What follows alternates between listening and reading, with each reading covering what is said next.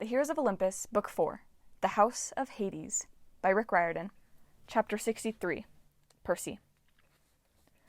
So far, their death mist camouflage plan seemed to be working, so, naturally, Percy expected a massive last-minute fail. 50 feet from the doors of death, he and Annabeth froze. "Oh gods," Annabeth murmured. "They're the same." Percy knew what she meant. Framed in Stygian iron, the magical portal was a set of elevator doors, 2 panels of silver and black etched with Art Deco designs.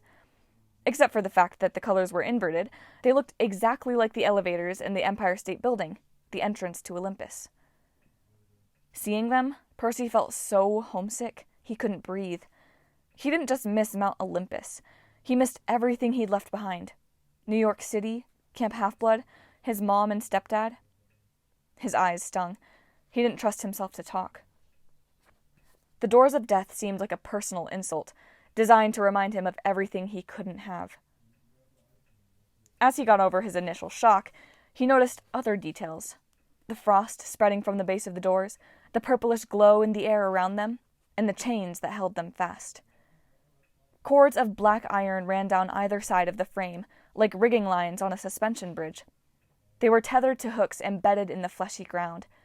The 2 titans, Cryos and Hyperion, stood guard at the anchor points. As Percy watched, the entire frame shuddered.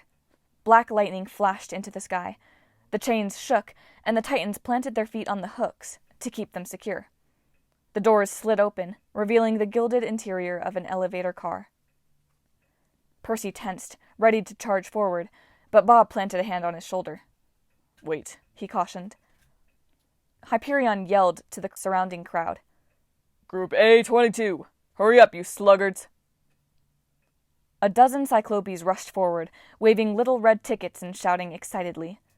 They shouldn't have been able to fit inside those human-sized doors, but as the Cyclopes got close, their bodies distorted and shrank, the doors of death sucking them inside. The Titan Cryos jabbed his thumb against the up button on the elevator's right side. The doors slid closed. The frame shuddered again. Dark lightning faded.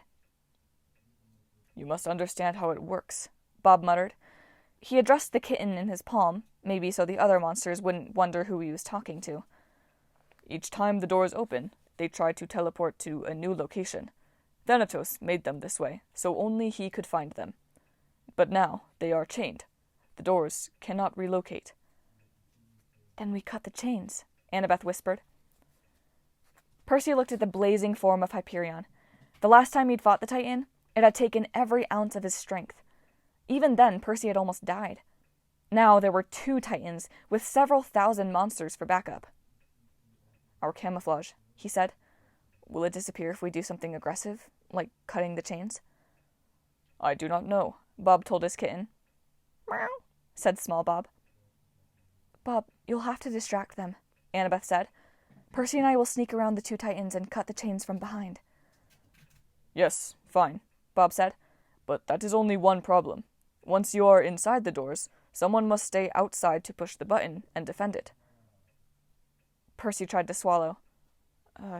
Defend the button?" Bob nodded, scratching his kitten under the chin.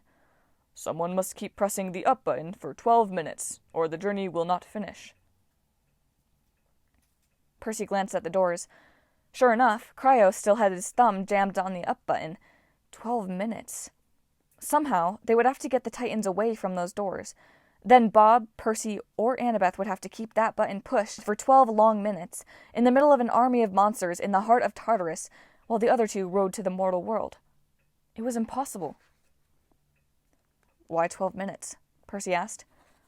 "I do not know," Bob said. "Why 12 Olympians, or 12 Titans?" "Fair enough," Percy said, though he had a bitter taste in his mouth.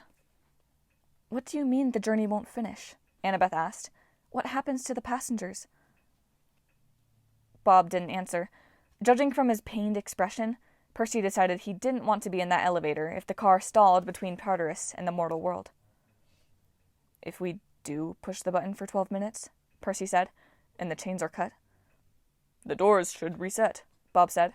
"That is what they are supposed to do.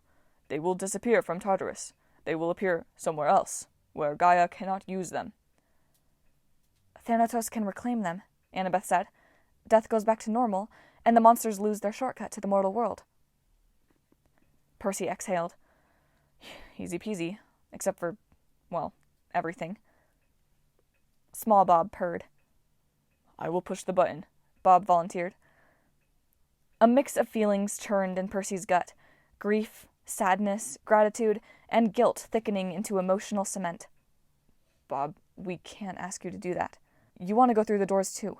You want to see the sky again, and the stars, and... I would like that, Bob agreed. But someone must push the button, and once the chains are cut, my brethren will fight to stop your passage. They will not want the doors to disappear. Percy gazed at the endless horde of monsters. Even if he let Bob make this sacrifice, how could one Titan defend himself against so many for 12 minutes, all while keeping his finger on a button? The cement settled in Percy's stomach. He had always suspected how this would end. He would have to stay behind. While Bob fended off the army, Percy would hold the elevator button and make sure Annabeth got to safety. Somehow, he had to convince her to go without him. As long as she was safe and the doors disappeared, he could die knowing he'd done something right. Percy? Annabeth stared at him, a suspicious edge to her voice. She was too smart. If he met her eyes, she would see exactly what he was thinking. First things first, he said. Let's cut those chains.